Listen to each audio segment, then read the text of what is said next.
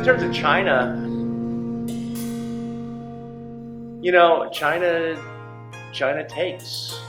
I was contacted by somebody the other day about a Chinese business. They want copper, so we're actually exploring that with a Zambian company to see if if we can make a price and make something work.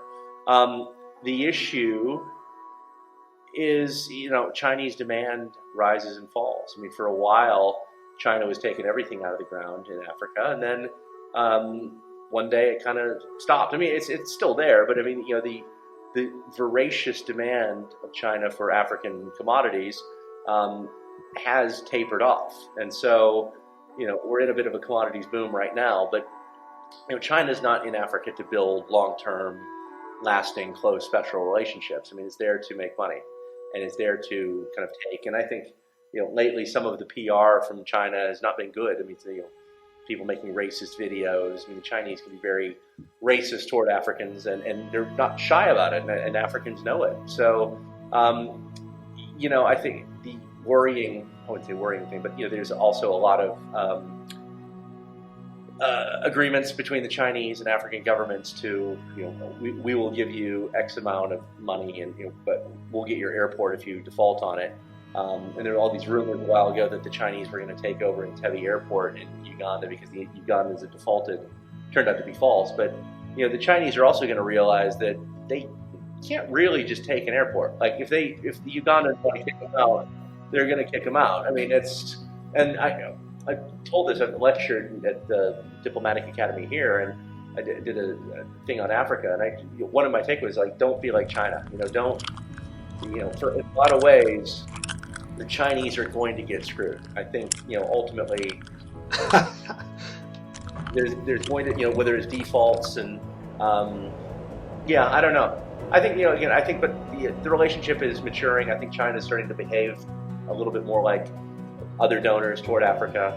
They're invested, but I don't, again, I think Chinese investment has been overall probably a very good thing for Africa. I mean, it's not they've certainly gotten a lot out of it, but Africans have gotten a lot out of it too. And so Chinese demand has contributed a lot of money for the African continent. Whether it's been used very well is another question. But I think there's a lot of new players in Africa. The Gulf states, UAE is becoming a very big player in Africa. Turkey is becoming a huge player in a variety of industries. So I think every African country just has to make its own decision around how it balances its sort of portfolio of external partners, and they look for investment, and if the road the Chinese built in Nairobi, it looks great. I mean, it's actually, but if the thing starts like cracking in 5 years' time, then it turns out not to be a very good investment. Unfortunately for China, they don't have a very good reputation in terms of quality, which I think is overstated, to be honest with you. But it is, it is a consideration.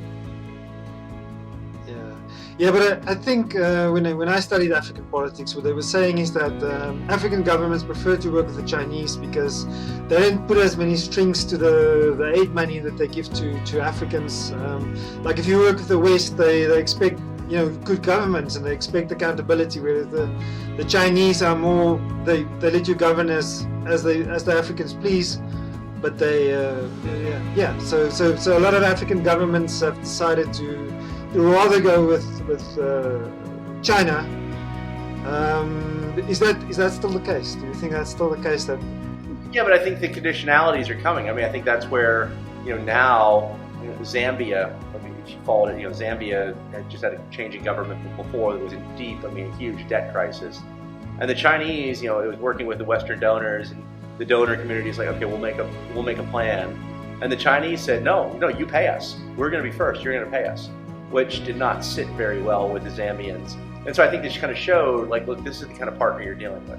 So if African governments are paying attention, they're going to realize that, look, playing with China has its own set of risks that are inherent there. And it's true, the conditionalities and all that, the Chinese move fast. That's the beauty, in the sense of the Chinese. They, Western governments, and this is something that Western governments need to learn, is that they just move too slow around whether it's aid, military assistance, what have you.